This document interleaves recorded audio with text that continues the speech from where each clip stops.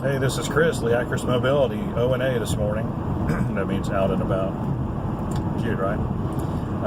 Going to pick up a Macbook Pro that someone has dumped, spilled a drink onto. Don't know what kind of drink it was. Didn't ask. I don't know that it really matters all that much, but they said they spilled it.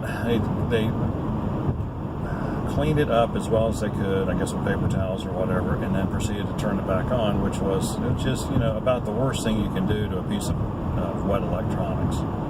And so now it's gotten to the point, I guess it must have worked a little bit for a while, and then now it has progressed to a state, or deteriorated to a state, where it will turn on but it will not finish loading the operating system, and it just shuts off. So that tells me that something is failing the self-diagnostic test that every computer runs when it gets started up. And so I'm thinking it's probably ruined. I told her what I would do is I would take it apart and take the motherboard out. I would inspect it for moisture inside the case. And then I would dry it. If it's not too bad, I'll dry it out with some isopropyl alcohol, let it sit out for a day. Make sure everything's good and dry, stick everything back together enough to get it turned on and see what happens. So I don't have a lot of hope for this one, simply because it was working somewhat, now it's not working at all. It kind of tells me something's gotten burned out, or it's short-circuited, which means now it's burned out.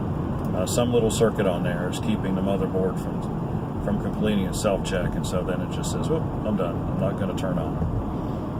So, the procedure, the correct procedure, if you spill some water on your laptop, the first thing to do is immediately disconnect power sources, which means unplug your AC adapter and unplug your battery. On a lot of laptops, it's not a big issue because the battery is accessible from the outside of the machine. You just usually flick there's a latch of some sort, you move it, you pull the battery out. It's, they're not that difficult to take out. And so, voila, you've got your power disconnected. On a MacBook, of course, you have to take, and a lot of modern notebooks, you have to take the bottom cover off, which still is not too bad. I mean, usually it's like, 6, 7, 10, 15 screws, whatever it is. You get those screws out, you might have to get a pry tool because it might still be clipped in with plastic clips. But, you just be careful with it. And you get that bottom off, and then you can see and then you you don't even have to take the battery out. You just unhook it. Follow the little lead from the battery to wherever it plugs into the motherboard, and pull it out or unclip it or whatever. And then voila, you've got the power disconnected. And so, I'm looking for the car, but I don't see it. And so then once you get the power disconnected, if you don't have the technical expertise, to go ahead and do any more, then at least, you've got it to where it can air out. And so, my advice is if you don't want to take it all the way apart, just go ahead and, put it in front of a fan. Put it in front of a fan or something, and so that it will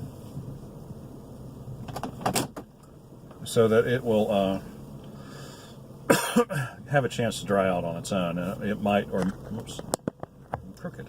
It might or might not do any good. I don't know, but it's better than nothing. And then give it a few days, honestly. Or stick it in front of an air conditioner. It's dehumidified air, so you probably wouldn't have to worry too much about. It would dry it out faster, even though it is cold. But you can do that. You can take a hairdryer, try it that way. Hair dryer's not too hot. You're not going to damage anything. I wouldn't direct the hot air right onto the screen, but anywhere inside the case. Of course, you'd be blowing in the bottom of the case anyway, so screen's on the other side. You wouldn't have to worry about damaging it. And let it sit for a couple days, a few days, a week. Give it a chance to really dry out, and then hope for the best. The other option is to take everything apart and brush everything down with some 90% isopropyl alcohol. Alcohol is it's not anhydrous, but it's a good dessecant. it will draw the moisture out from under all the chips a lot better.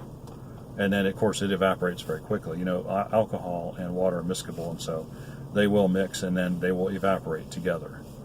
And so the alcohol helps that evaporation process quite a bit. I'd still let it sit out for a day and then put it back together and see what happens. Other than that, there's really not much you can do. I don't know, you know, we'll have to take a good look at this motherboard and see,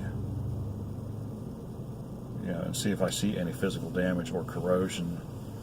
If I don't see, and then there's the hard call after that. You know, it's like if you don't really see anything, you know, do you go out and spend $300 on another motherboard to put it in there to see if it might work? And that's always the dicey part of doing this, because, you know, it could be the motherboard, but it could be, you know, it could be something wrong with the display. You know, some kind of short circuit could have gotten up into that circuitry. You don't know.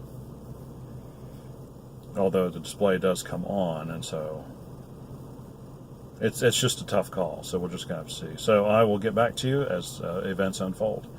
Alrighty then. Need any work done? Any kind of computer work? 919-518-6649. And all right, we'll see you on the next one.